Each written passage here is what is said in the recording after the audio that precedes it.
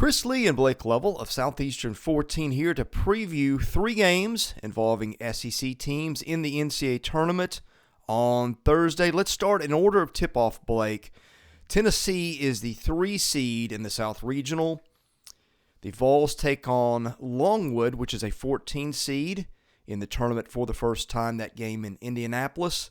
Tip-off 1:45 Central on CBS. Ken Palm has this with Tennessee winning by 15 and a 92% chance to win. Now, the Vols, boy, what a season it has been. They were blown out at Kentucky by, 28 points 2 months ago. Since then, the Vols 15-2 and just really clicking.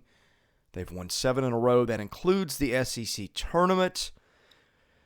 Losses have been by 1 at Texas, 6 at Arkansas, where nobody's winning. Kennedy Chandler, Santiago Vescovi, Zakai Ziegler have been tremendous. The guy who maybe has stepped up more than anybody, Josiah Jordan-James. Blake, it's hard to see the Vols losing this one because of their defense, their guard play, their depth. They've got 9 guys averaging double-digit minutes. That doesn't include Jonas Adu, who's done more for them since Olivia Kumwa got hurt. Tennessee just looking so impressive heading into its NCAA tournament opener. I mean, you said everything we've said at one point or another in the past 2 weeks in our videos in terms of, we said going into that Arkansas game, what was that back? I don't know, 3 weeks ago or something at, I don't remember. Like, it was just, you could have made the case that, I guess that was 2 weeks ago, that those were the, if you look at how Tennessee was playing, like, you could make the case they were playing as well as anybody. And now, add an SEC tournament title to that. So that's only further the point that we made. I mean, they've lost 1 game since, January 29th. So, yeah, they're playing as well as anybody in the country right now. And, it's just, we said for the longest time that Josiah Jordan-James was the difference. Like, he was the guy that if they were going to make a huge jump, it was going to come down to him, because we had seen Ziegler come along. We have seen what, Vescovi's had a career year. We know how good Kennedy Chandler is. We said that from day one. But it was all about James, and could he be that guy that, there was a stretch there, I guess that was late January, and no coincidence, right? Late January, early February, where he started turning it on, and that's when they started turning it on. And since then, they've been as good as anybody out there. And look, I know we could dissect it a bunch of different ways, but I think this is I guess if you're going to try to find a way that Longwood could win this game, I mean, we talked about it. I don't remember what video that was we talked about it on, but I mean, they're 5th in the country in 3-point percentage. They shoot at about 39%. But, aside from that, I just think Tennessee I think this is a great matchup. I think they win this game going away. And I mean, I said too, look, Longwood's played one team all season long in the NCAA tournament, and that was Iowa. That was the very first game of the season back on November the 9th. So I just think that Tennessee's a different animal, and I think Tennessee wins this big, and I don't even think twice about this one. I know we do that with some of these first round matchups, but I find it hard to believe that this isn't a very ideal matchup for Tennessee. So yeah, a little background on Longwood, and if there is an upset, which we are not expecting, but if there is, I'll give you what I think the reasons why would be. Longwood, by the way, again, first tournament appearance. Griff Aldrich was the league's coach of the year. He was a financial guy turned basketball coach. It's a tremendous story. It's worth a Google search and 10 minutes of your time to read it. Dallas Watson, who was one of their starters, started 6 games for them, all 6 games in which he played, hit the transfer portal. And again, they still go 15-1 in the league without him and win it, or 15 and, whatever it was. They win the conference tournament. Justin Hill's 3rd in the league in Player of the Year voting. Deshaun Wade is honorable mention, all league, but they don't have a player over 6'7", which I think is going to be a problem against a Tennessee team that's got a little bit of height. If this is a game, Blake, you mentioned Longwood shoots almost 39% from 3. although Tennessee defends the three pretty well, so I think that'll get neutralized. Wade was 45%, Isaiah Wilkins 41%, Jesper Granlund 39%, Nate Lateras, I'm not sure how you pronounce it, 37%. So they got four guys who can shoot it, and that's the recipe for NCAA tournament success. Longwood's really good on the offensive glass. Tennessee's just kind of average there. Again, I don't see this one being close late, but I think if it is, that's your recipe. Yeah, Longwood's good on the offensive glass against teams it's played. Right. I think against Tennessee, that's going to be I would expect that to be a different story because, like you said, when you look at it size-wise, you look at Ken Palm, they're 343rd nationally in height.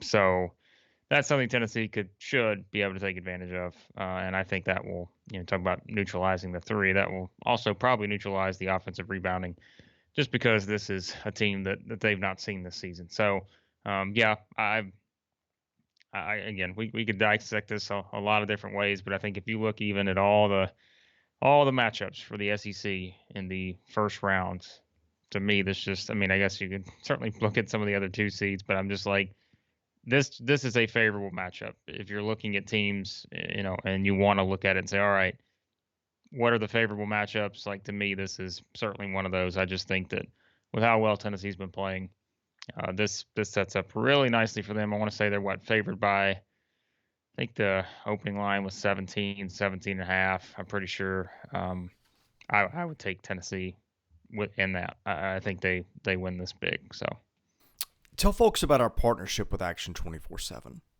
Yeah, Action 24/7. The description below, you can click on that and use the code SOUTH14. Your first deposit, it'll match up to $800. You can click on that, bet on these games, and a bunch of future odds in there too. So if you want to make bets for Tennessee and other SEC teams to make the Sweet 16, Final Four, all that good stuff, they've got those odds in there, so you can bet on that using the code SOUTH14.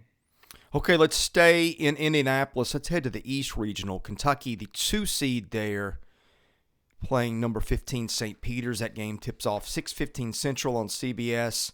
Ken Palm has got Kentucky as a 91% chance to win. Also, coincidentally, predicts the same final that it picked for Tennessee Longwood. That's 74-59. Kentucky has had a tremendous year, led by Oscar Tshiebwe, who was the player of the year in the league and a first-team All-American. But I think the biggest thing is Kentucky is healthy. When healthy, Kentucky can play 7 guys, double-figure minutes. Then you got Damian Collins, Lance Ware, Bryson Hopkins in reserve. Those guys have all done things for them at times. Look, Kentucky, you didn't really like the way they looked against Tennessee in the SEC tournament. But other than that, when Kentucky's healthy, not much to find fault with here, Blake.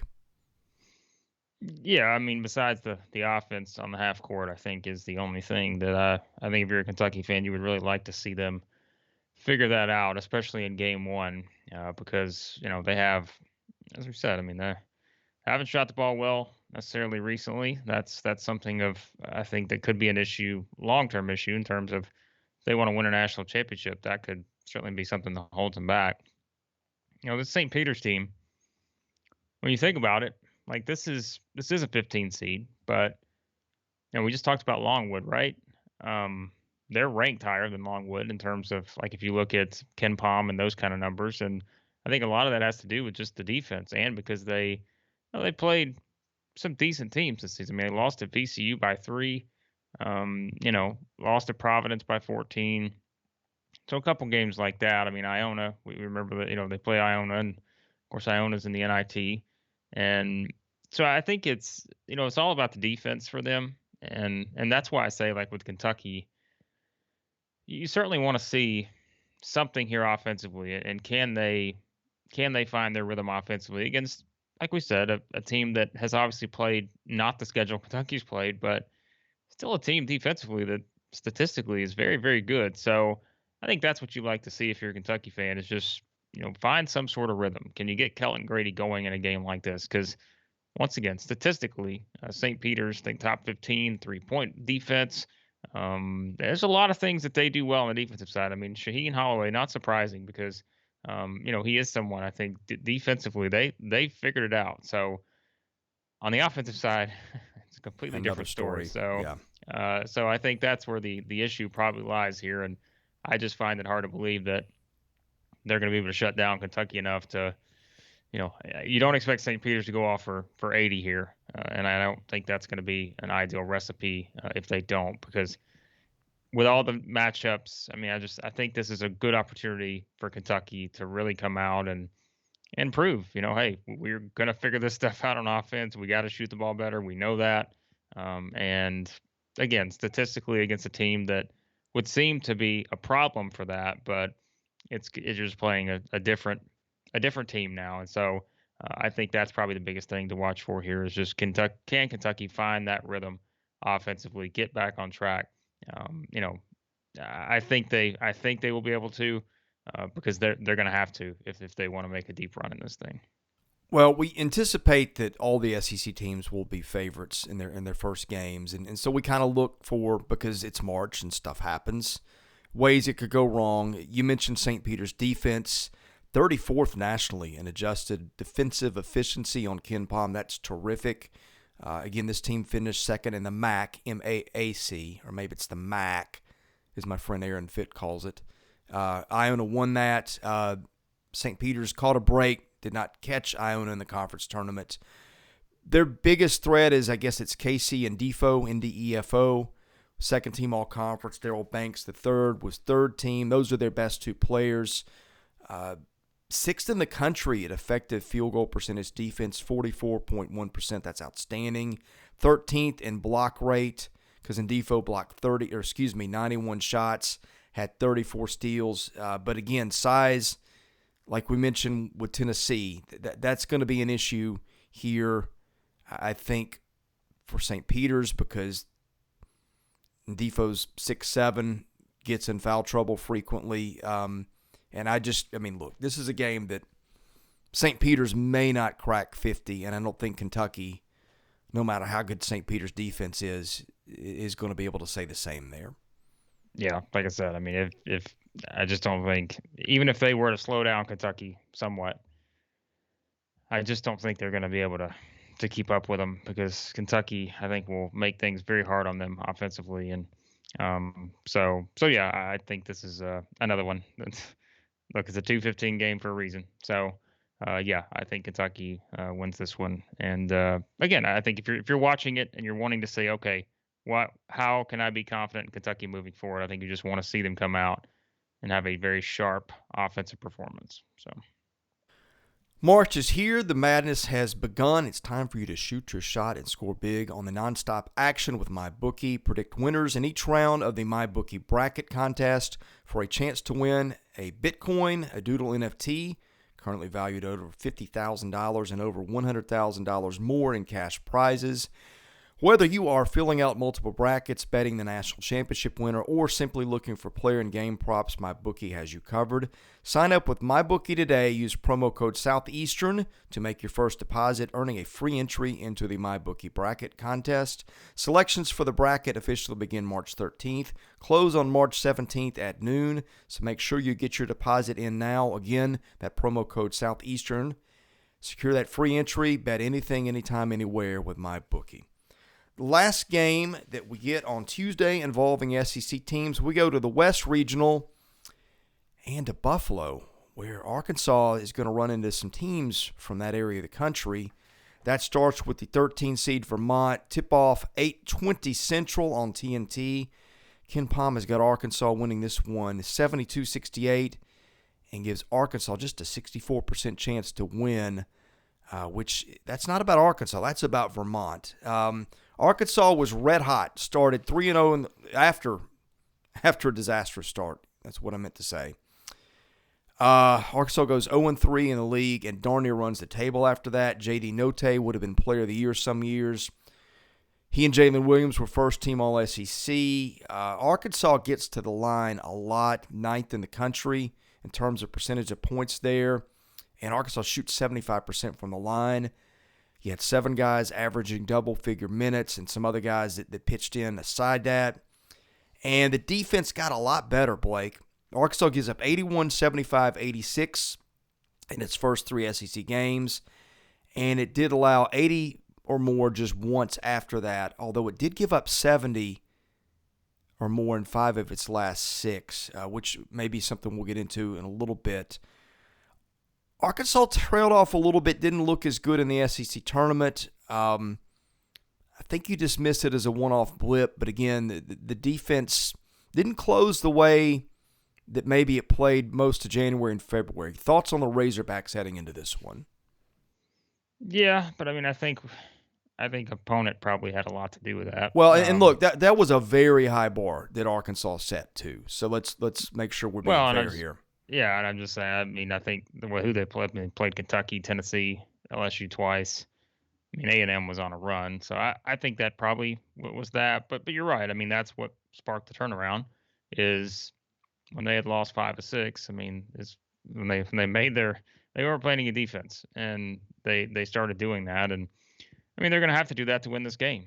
There's no other way to put it. They've got to defend because, as we've said in multiple videos now, and probably when we did our live selection show reaction, this is just a Vermont team that's very good offensively. They are very good, and I know you can say you can use the same thing that we used for the other games to say, well, they haven't played a team like Arkansas regularly, and yes, but this team is better than Longwood and St. Peter's. And so I think that's again, that's why you have to remember the seeding does matter here. And this is a 13 seed that, quite frankly, could play like a 12 or something like that. So I think that could play like a 4. I mean, it's a very good team, and I know I've seen the thoughts on social media and everything about, well, I don't know, everybody's hyping up Vermont and all this, but it's not people not hyping up Vermont. It's just you have to look at what they've done. I mean, they're a really good team, and that's the only way I know to put it. Could Arkansas win this game by 15? Sure, but you also have to, I think, respect the opponent here and understand that this is not just one of those random mid-major teams that gets hyped up for, just because we're looking for a mid-major team to hype up. There's data to support it, and like we said, they are one of the better three-point shooting teams out there, and I think it'll be harder for them to be as efficient from 2 because, again, what they're going up against here in this team in Arkansas, and you're going to have Jalen Williams in there, Audice Toney, all those guys that we talked about defensively that will make things very hard, I think, on Vermont. And we've talked about, Note and Davis and all those guys on the perimeter, just their speed and quickness. I think that will play a role in this game. I think that will make it probably harder for Vermont to get in that type of rhythm they want to get in offensively, maybe to find those shots. But yeah, I mean, that's, if you're looking for, which, as we said, we try to find ways. If you're trying to bet on a game, if you're just trying to look at a game, if you're a fan of one of these SEC teams, find me a way that my team could need. What does my team need to be looking for, right? Well, this is it. Like the 3-point shot. Arkansas needs to find a way to force turnovers here, which they've been good at this season. But it is a Vermont team that's taking care of the ball really well, and it's because they're going to run their offense. They're going to try to get the shots they want, and that's where I think Arkansas, at their best, can. What's the word I've used? Disruptive. If Arkansas can be disruptive in this game, Arkansas will win. But if they can't be as disruptive and Vermont can kind of dictate what they want to do offensively, if they're making shots, then it becomes a game. So, yeah, I think that's it to me. JD Note, no spoiler alert here. He's still going to be the best player on the floor. And, Jalen Williams is still going to be the second best player on the floor. And so I think that you just have to, you have to ride your guys that have gotten you to this point. And so, yes, you're going to see that a lot. I'm sure many Arkansas fans have probably seen them being picked against in a lot of places right now. But if Arkansas plays to its capability, it will win this game. It's just, this is one of those teams that, as a 13 seed, we're going to look around at Vermont. We're going to look at South Dakota State, teams like that, and we're going to say, hey, these are not bad teams. And if you overlook them, you could be the next, sort of team in March that goes down as a higher seed. So, I mean, I'm still going to pick Arkansas to win the game. I just think it's, this is one that, because of the opponent, Yeah, you have to respect the opponent, and I think this is one because they can do something so well, and they're one of the most experienced teams in the field, if not the most experienced team in the field. Age wise, yeah, you have to certainly keep an eye on those kind of things. So Well, the thing that I've seen Arkansas fans say this week is, yes, but Vermont has not seen a team like us all year, which is true, I think. But there are upsets every year in the NCAA tournament where you could say the same thing. Well, so and so had not seen a team of such and such's caliber all year, and the upset happens anyway. And it's because what teams do well translates. Now, Vermont third in the country in effective field goal percentage at 57%. They've got the America East Player of the Year in Ryan Davis. They've got Ben Shungu, who was first team all conference. Isaiah Powell, third team. So they got three guys who can really play at least. They got seven guys who hit at least 10 threes. Davis was 42%. Shungu was 42%. Aaron Deloney, 41%. Finn Sullivan, Cam Gibson, 35%.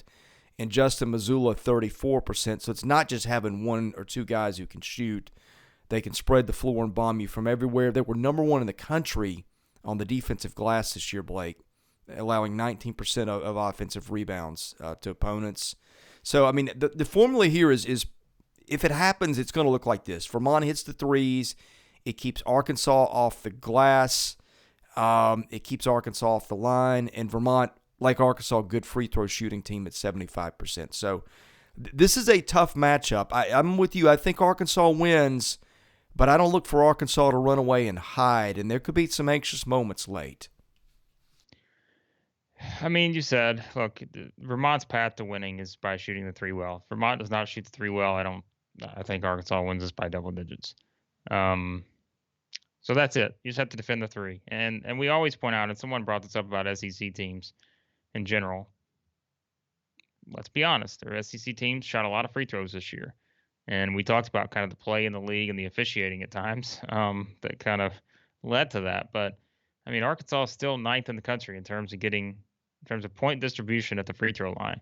22.5% of their points come from the free throw line, right? So yeah.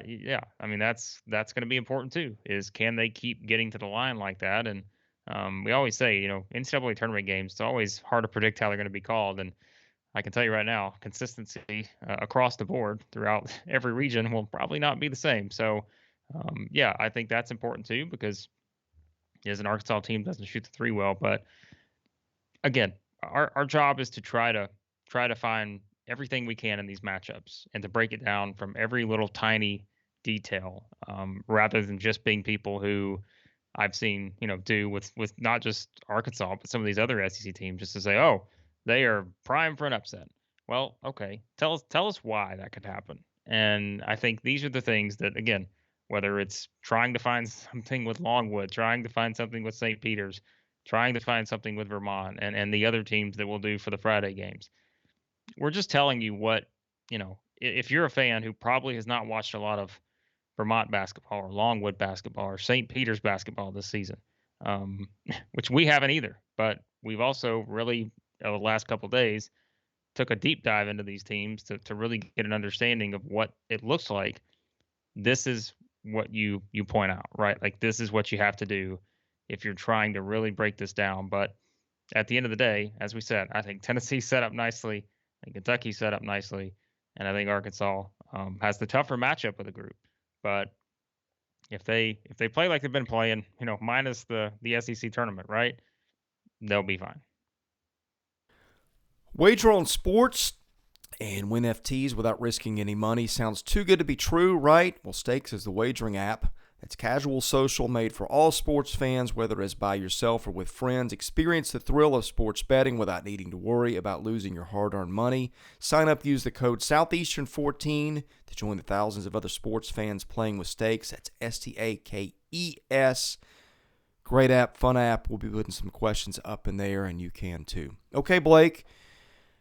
If things go according to plan, the three SEC teams that we just mentioned are still playing later in the week, and we've got previews coming up. The other three games involving SEC teams, we'll have that up either this afternoon or tomorrow morning. What else we got to know? We probably will do another live stream at some point, but we'll have plenty more content coming up here on our YouTube channel. Yeah, we'll have our reaction stuff. We are going to do a live stream. We haven't figured out when that's going to be yet, but we are planning to do one this week at some point, and that could come sooner rather than later. So just keep an eye out for that on the channel. And of course, we'll do exactly what we did last time. We'll set the thing ahead of time, and you guys can set your reminders and all that stuff for whenever we do go live. Maybe we'll do just kind of a whatever, reaction Q&As, those kind of things. But that'll be a lot of fun because it was a lot of fun last time. So yeah, so be sure just to hit that subscribe button. And I say this in all seriousness. I mean, we cannot thank you guys enough. Like if we would have a month ago been sitting here wondering what our March Madness coverage was going to look like and would people care, well, we maybe wouldn't have known. But I mean, again, we just thank everyone, all of our new subscribers. We've got a ton, and yeah, we just appreciate all you guys. So keep coming, keep leaving your comments, and yeah, we enjoy the discussion. So Yeah, and a lot of you have left some really nice and kind comments. We're not perfect. We're not going to get it all right.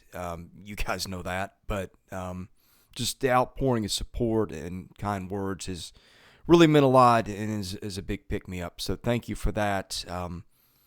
Subscribe if you haven't. Tell a friend, and we'll see you again many more times this week as there's just so much fun basketball in front of us.